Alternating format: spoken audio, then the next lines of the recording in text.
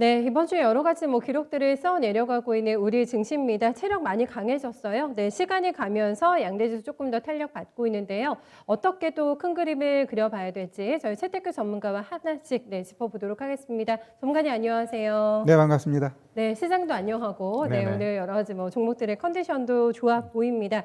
여기에서 좀 컨디션을 따라가지 못하고 있는 게 저희가 앞에서도 방금 얘기를 했는데, 이게 섹터에 국한시켜서 봐야기도 해야 되겠습니다만 외교 문제이기 때문에요. 네, 왕의 외교부장의 방한 성과물에 대해서 일단 어떻게 보시는지 조금 실망스러운 것 같거든요.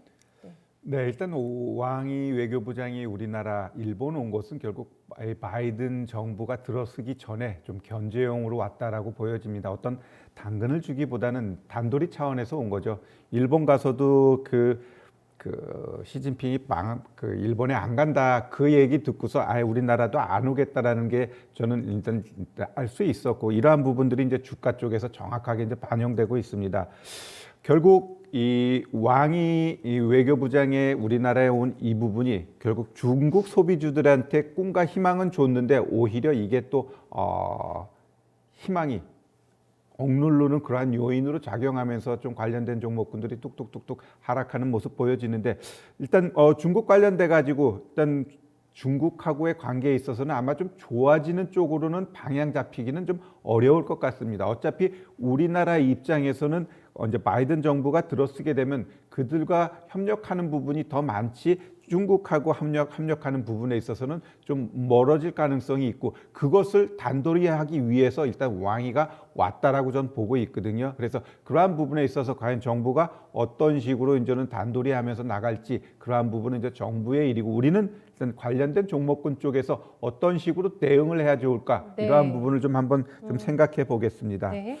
자, 그러면 우리 섹터별로 보면 또 이제는 중국 하면은 항상 이제 화장품이 떠오르고, 또 한동안 가장 강하게 올라갔던 게 이차환불입니다. 그러면 이차환불 같은 경우 차트 보면서 한번 제가 말씀드릴 텐데, 지금 잘 보시면은 결국 왕이가 온다라고 한 날 그 다음부터 갭 떠놓고 장대 음봉이 3개가 나와 버렸습니다. 그러면 위에서 흑산병이 3개가 나오면 그 다음부터 당분간은 이 종목을 조심해야 되고요. 또 큰 틀에서 보면 이 추세의 단을 깨고 어제 내려갔습니다. 어제까지는 그래도 60선을 지켜줬다는 건 한번 결과를 들어보고 가겠다라는 거였는데, 결국 들어봤더니 아니야 라고 하면서 이제 주가가 이제 하락을 했는데, 그러면 이들 종목은 제가 봤을 때 당분간 올라가기 어렵고요. 이 60선을 치고 올라가는 그러한 모습 나오기 전까지는 조금은 조심할 필요가 있지 않나 이렇게 보여집니다.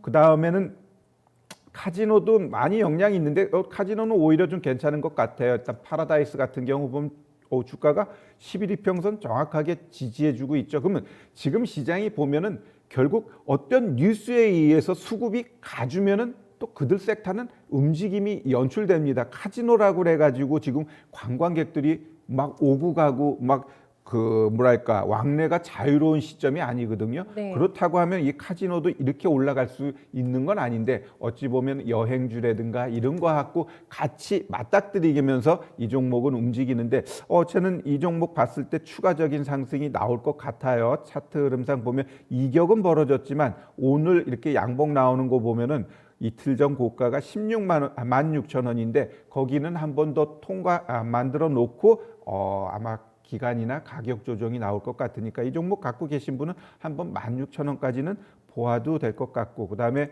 또 우리 엔터 관련돼서 어찌 보면은 또 중국 시장이 워낙 크다 보니까 그들 쪽에서 움직임이 연출되는데, 대표적인 SM 같은 경우도 잘 보면은 지금 바닥권에서 움직임이 없죠. 워낙 많이 떨어지고 올라갈 게 없으니까 그래도 상대적으로 아까 화장품주에 비해서는 움직임이 좀 낙폭이 크지 않죠. 그러면 이런 종목은 제가 봤을 때 한번 반등은 줄 것 같아요. 한 32,500원까지는 한번 열어놓고 보셔도 될 것 같습니다. 네, 연세점주는 올라온 것도 없는데 오늘도 외국인들 매도가 섹터가 그룹핑이 딱 되더라고요. 신세계, 롯데쇼핑, 호트실라 이런 거 팔아가지고 신세계 한번 조금 봐주세요. 이쪽도 매수 기회 있을까요? 네.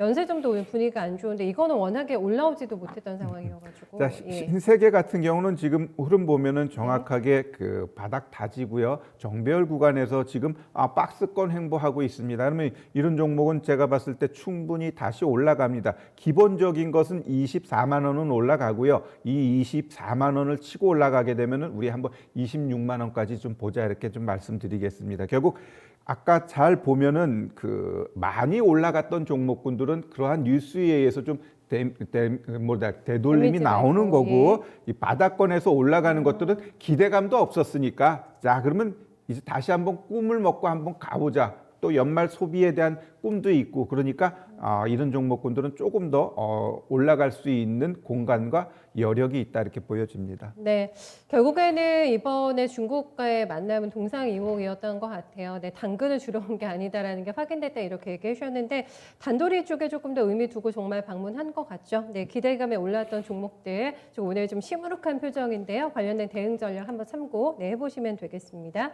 다음 오늘의 핫키워드가 전지박이에요. 네네네. 네, 전문가님. 두산솔루스가 지금 테슬라하고 관련해가지고 이거 공급할 것 같다. 물론 확인된 사실은 아닙니다만은 그게 이제 유력하게 보도가 나와가지고 그리고 헝가리에 굉장히 큰 자금 들여가지고 전지박 생산할 수 있는 거 공장 증설 완전히 완료 마쳤다라는 즉시 이런 또 대형 수주권 관련된 뉴스가 나와가지고 의미가 상당히 있을 것 같은데요. 네, 일단 테슬라 같은 경우는 꿈과 희망이 있고 또 그들이 비전이 자체적으로 배터리를 만들고 또 저렴화해가지고 뭔가 시장에서 획기적인 전기차 시장을 주도하겠다는 게 이제 테슬라의 꿈인데 네. 그러한 부분에서 맞닥뜨렸을 때 결국 이 배터리를 자체적으로 생산한다. 그러면은 결국 어찌 보면 LG화학이나 삼성 SDI한테는 파이가 줄어드는 부분은 있습니다. 그러나 뭐 전기차 회사가 테슬라만 있는 건 아니잖아요. 모든 완성차들이 그 전기차 쪽으로 방향은 잡아가고 향후 5년, 10년 뒤에는 아마 길가에 지금과는 다르게 전기차들이 주도하는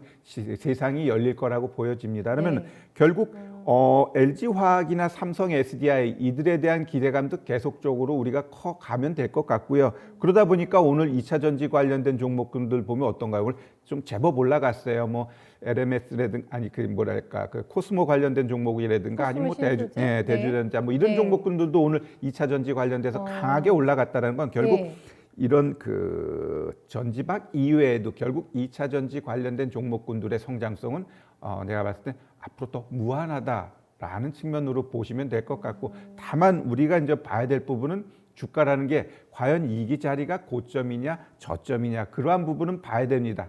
지속적으로 올라갈 수는 없거든요. 따라서 그러한 부분만 체크하면서 종목별 대응하면 좋을 것 같고요. 그러면 네. 먼저 한번 두산솔루스 한번 보겠습니다. 자, 그러면 두산솔루스 같은 경우 현 자리에서 만약 마감이 되게 되면 어떤가요? 윗꼬리가 너무 길죠. 그러면 윗꼬리가 길다라는 것은 결국 윗단가 가지고 매도하고자 하는 차익 실현하고자 하는 욕구가 강했다라는 겁니다. 그러면 이 종목이 향후 분명히 더 가겠지만 오늘의 저점을 깨게 되면은 아마 더 떨어질 가능성은 있어요. 그냥 오늘 저점을 지켜주게 되면은 졸졸졸 횡보하면서 추가적으로 오늘의 고점을 향해서 올라갈 수 있다. 이렇게 좀 보여집니다. 네, 오늘 상중 저가라면 5만 원 약간 아래인데요. 49,000원인데 요걸 지지하고 올라간다면은 그러면 추가적인 레벨업도 가능할지가 궁금하실 게 한 10월 말 정도에 이거 전지박 굉장히 신성장으로 밀면서 2,700억인가 또 추가 투자하겠다 이런 발표도 있었고 리서치 조사 기관 보니까 이 전지박 시장이 연평균 45% 성장 전망이 나와서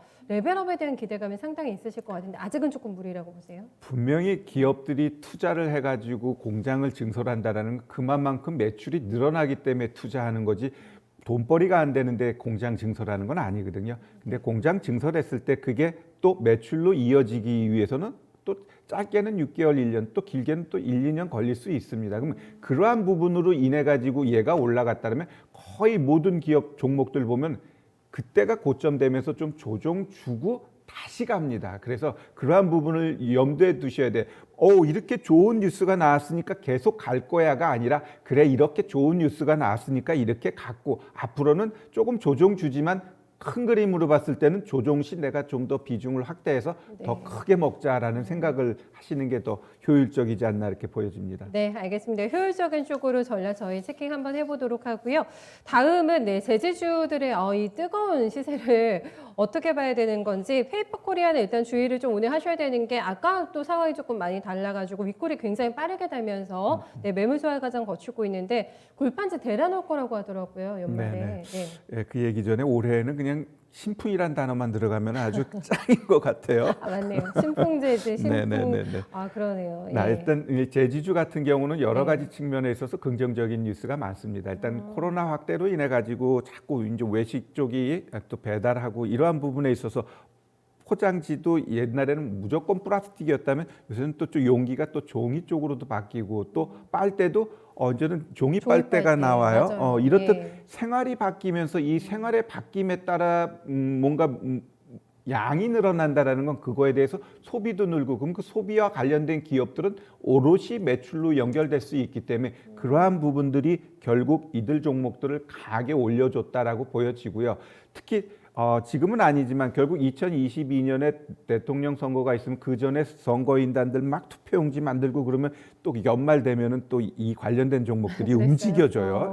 예. 예, 그러한 측면으로도 우리가 좀 봐야 될 것 같고 그러면은 결국 오늘 갖고 있는 이 신풍재지 같은 경우는 아직 상한가에 붙어 있죠. 네. 워낙 이제 역사적인 고점 자리이기 때문에 얘를 얼마나 더 먹을까는 결국 보유자의 영역이고 얘가 내일 갭 떠서 가게 되면 내일 시초가 갭 뜬 자리에서부터는 비중 줄이면서 갭을 이탈하게 되면은 차익 실현하는 게 맞습니다. 이렇게 막 올라갔다도 또 하락하기 시작하면 또 윗골이 너무너무 쉽게 달면서 내려오거든요. 그래서 일단 상한가 간 종목은 일단 내일 한번 더 볼 필요는 있을 것 같고요. 그다음에 영풍재지 같은 경우도 지금 뭐 풀려는 있는데 아직까지는 뭐 상한가 간 종목이 25%를 깨면 저는 익절이 맞다라고 보여집니다. 그래서 네. 이 종목은 조금 조심할 필요는 있을 것 같습니다. 네. 그렇다면 마지막으로 큰 그림 그려주세요. 네, 오늘 조금 아는 척 좀 하겠습니다. 네, 화무 11홍. 예, 아무리 꽃도 열흘 이상 피지 않는다고 합니다. 지금 시장 이번 주 이렇게 좋은데 뭔가 찬물을 끼얹을 생각은 없지만 아주 좋을 때 우리가 좀 한 번쯤은 뒤돌아보는 그럼요. 그러한 예. 자세도 필요할 것 같습니다. 네, 알겠습니다. 5 단어. 네, 기억할게요. 이번 주 수고 많으셨습니다, 전문가님. 네, 감사합니다.